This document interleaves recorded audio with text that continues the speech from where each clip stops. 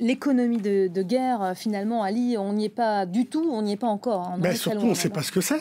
Moi, j'ai une source mardi à l'Élysée à qui j'ai demandé quelle était votre définition de l'économie de guerre. Réponse, produire plus et plus rapidement. J'ai dit non, ce n'est pas une définition, c'est un objectif qu'on pourrait appliquer d'ailleurs aux autres secteurs économiques. Donc concrètement, on ne sait pas ce que c'est que l'économie de guerre. En tout cas, d'un point de vue économique, ça n'a pas été, il n'y a pas de littérature académique là-dessus.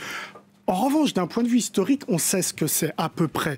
L'économie de guerre, pour y arriver, il faut en gros trois critères. Le premier, il faut un objectif militaire. Bon, Macron en a un. Il veut la défaite militaire des Russes en Ukraine.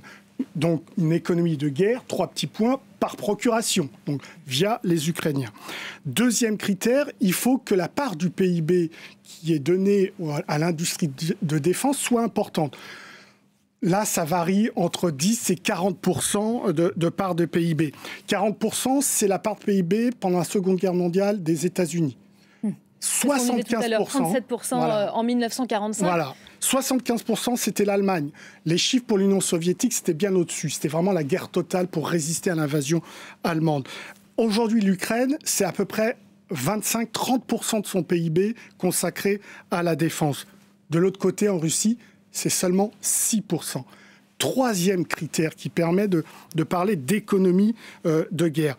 Eh bien, c'est là qu'on entre vraiment dans l'économie de guerre. C'est à partir du moment où on donne la priorité à l'industrie de défense au détriment de l'industrie civile.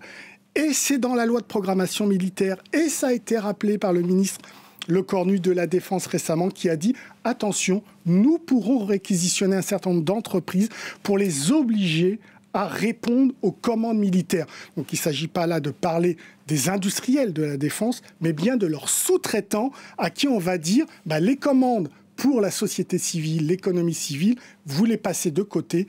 La priorité, c'est l'industrie de défense. Donc vous voyez, pour qu'on arrive à ces 3 critères, afin de parler d'économie de guerre, on n'y est pas encore aujourd'hui en France. Merci beaucoup pour l'éclairage.